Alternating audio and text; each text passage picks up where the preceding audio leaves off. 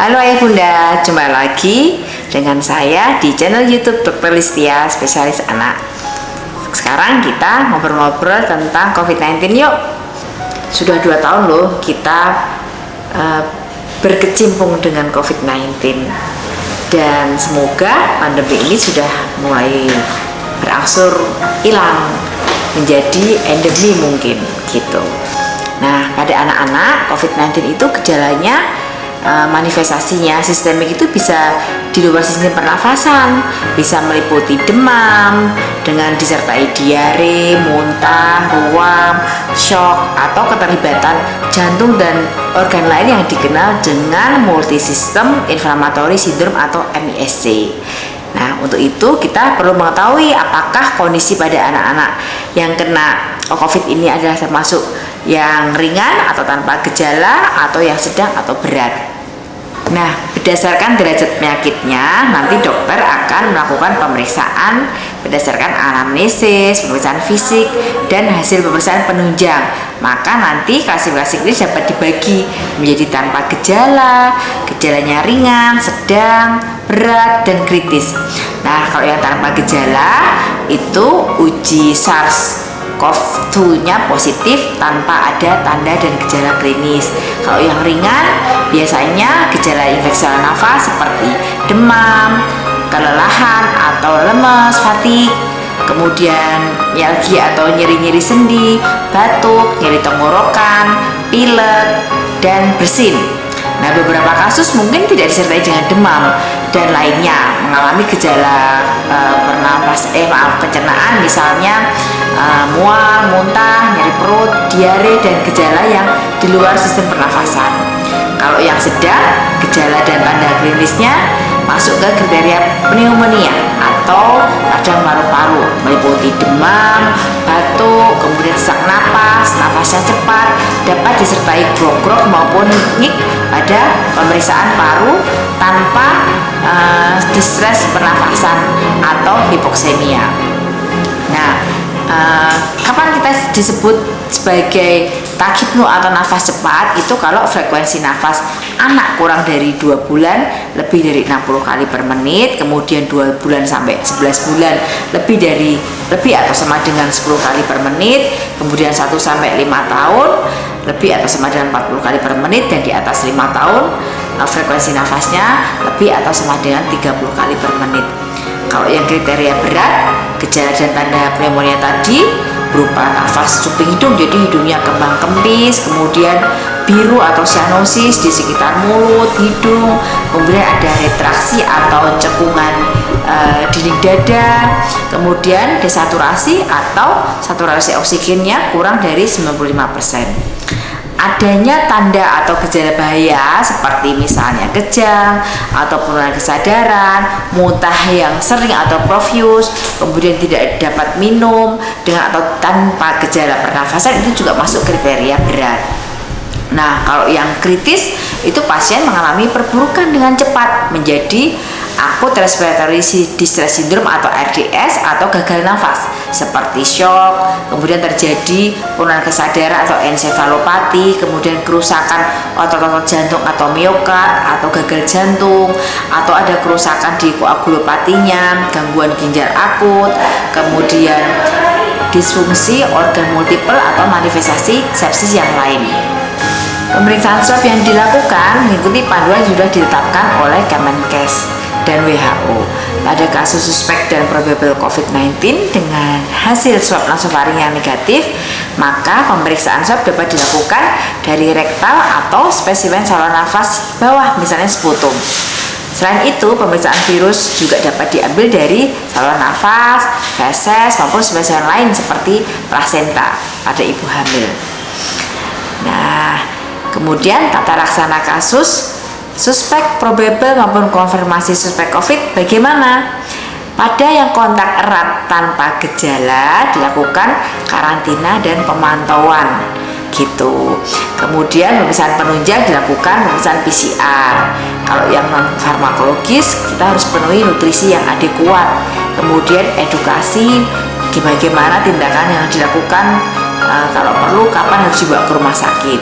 Untuk pasien mengukur suhu tubuh 2 kali sehari pada pagi dan malam hari. Selalu menggunakan masker jika keluar kamar dan saat berinteraksi dengan anggota keluarga. Jangan lupa cuci tangan dengan air mengalir dan sabun atau hand sanitizer sesering mungkin. Jaga jarak dengan keluarga atau physical distancing dan upayakan kamar tidur yang sendiri atau terpisah. Kalau bisa, upayakan juga bahwa WC dan toilet juga terpisah. Apabila tidak memungkinkan, menggunakan WC atau toilet paling akhir setelah anggota keluarga yang lainnya. Kemudian terapkan juga etika batuk yang benar, nanti diajarkan oleh tenaga medis. Alat makan dan minum segera dicuci dengan air yang mengalir dan sabun. Penting juga untuk berjemur matahari minimal 10-15 menit setiap harinya, kira-kira di jam 7 sampai jam 8 pagi atau di jam 3 sampai jam 4 sore. Nah, pakaian yang telah dipakai sebaiknya dimasukkan dalam kantong plastik atau wadah tertutup yang terpisah dengan pakaian kotor keluarga yang lainnya sebelum dicuci. Membersihkan lingkungan kamar dan WC atau toilet yang digunakan. Ayah bunda jangan lupa ukur dan catat suhu tubuh tiap pagi, misalnya jam 7, kemudian siang jam 12, kemudian jam 7 malam. Nah, segera informasikan ke petugas pemantau atau FKTP atau puskesmas atau keluarga jika terjadi peningkatan suhu tubuh di atas 38 derajat atau mengalami sesak napas atau munculnya keluhan yang lain. Untuk lingkungan seperti apa? Selalu perhatikan ventilasi, cahaya, dan udara. Buka jendela lebar-lebar kamar secara berkala. Gunakan APD untuk orang lain yang tidak terkena saat membersihkan kamar. Setidaknya pakai masker, kalau memungkinkan pakailah handscoon atau sarung tangan dan Google. Cuci tangan dengan air mengalir dan sabun atau hand sanitizer sesering mungkin. Bersihkan kamar setiap hari, bisa dengan air sabun atau bahan desinfektan yang lainnya. Nah, gimana dengan anggota keluarga yang lain? Bagi anggota keluarga yang berkontak erat dengan pasien, sebaiknya periksakan diri ke puskesmas atau FKTP atau rumah sakit. Anggota keluarga harus pakai masker, jaga jarak minimal 1 atau 2 meter dari pasien, kemudian cuci tangan harus sesering mungkin, jangan sentuh daerah wajah kalau tidak yakin tangannya bersih. Terus ingat juga buka jendela rumah agar sirkulasi udaranya tertukar. Bersihkan sesering mungkin daerah yang mungkin tersentuh oleh pasien, misalnya gagang pintu dan alat-alat yang lain. Nah, kalau tanpa gejala terkonfirmasi, suspek atau probable atau terkonfirmasi ringan, lakukan isolasi dan pemantauan. Pada anak suspek dan terkonfirmasi Omikron akan dilakukan perawatan di rumah sakit atau isolasi yang terpusat. Rawat jalan dan isolasi mandiri dilakukan untuk varian COVID-19 yang lainnya. Pemeriksaan penunjangnya kita lakukan PCR ulang mengikuti panduan yang disampaikan oleh pemerintah. Kemudian untuk pengobatan non farmakologisnya cukupi kebutuhan nutrisinya secara adekuat. Kemudian kita kasih edukasi tentang tindakan yang harus dilakukan, sama dengan edukasi yang kontak erat tanpa gejala tadi. Untuk obat-obatannya seperti apa? Perawatannya suportif. Kalau demam ya dikasih paracetamol. Kemudian penting untuk memberikan vitamin C. Dosisnya untuk anak 1-3 tahun kita memberikan maksimal 400 mg per hari. Untuk anak umur 4-8 tahun kita berikan maksimal 600 mg per hari. Usia 9-13 tahun maksimal 1,2 gram per hari. 12 tahun sampai 18 tahun maksimal 1,8 gram per hari. Jangan lupa dikasih zinc sebanyak 20 mg per hari atau suplemen lain yang dapat dipertimbangkan meskipun evidence belum menunjukkan hasil yang meyakinkan. Untuk pasien dengan gejala ringan namun mempunyai komorbid, perlu dipertimbangkan tata laksana sebagai pasien dengan gejala yang sedang. Nah, sekarang kita beranjak ke pasien dengan terkonfirmasi sedang. Kita lakukan isolasi dan pemantauan rawat inap isolasi. Pemeriksaan penuhnya kita lakukan PCR, mengikuti ulang seperti panduan dari Kemenkes, kemudian pemeriksaan laboratorium darah rutin dan hitung jenis di ronsen, kemudian kalau perlu dilakukan pemeriksaan CRP. Kemudian pemeriksaan fungsi hati, fungsi ginjal, dan organ lain sesuai dengan indikasi atau sesuai dengan komorbidnya. Orang tua penunggu pasien diperiksakan untuk swab nasofaring juga. Untuk non farmakologisnya kita harus memberikan oksigenasi. Pada keadaan ini terdapat aki flu yang secara cepat menjadi hipoksia, maka perlu dipersiapkan oksigen. Infus kita lakukan untuk maintenance, kemudian nutrisinya juga adekuat. Kemudian untuk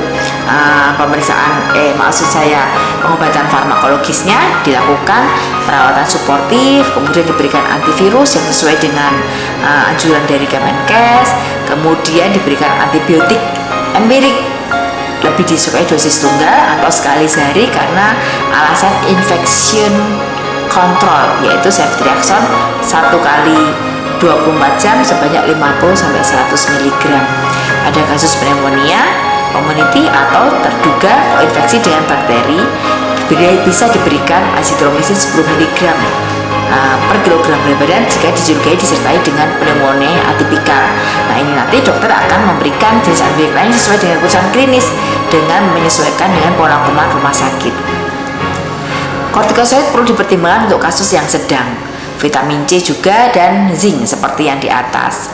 Kemudian untuk kasus yang berat dan kritis dilakukan isolasi, rawat inap dengan tekanan yang negatif. Pemeriksaan penunjangnya juga dilakukan PCR, laboratorium sama seperti yang tadi, termasuk pemeriksaan faktor koagulasi seperti D-dimer gitu. Nah, ayah bunda, sedikit informasi tentang COVID-19 di zaman Omicron ini. Jadi ayah bunda tidak perlu panik, tapi tetap harus waspada.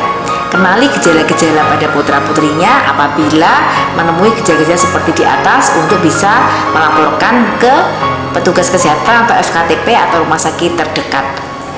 Demikian dari saya, jangan lupa subscribe dan like, share sebanyak-banyaknya. Jika ayah bunda punya pertanyaan atau ide atau komentar, silakan tulis di kolom komen di bawah ini ya.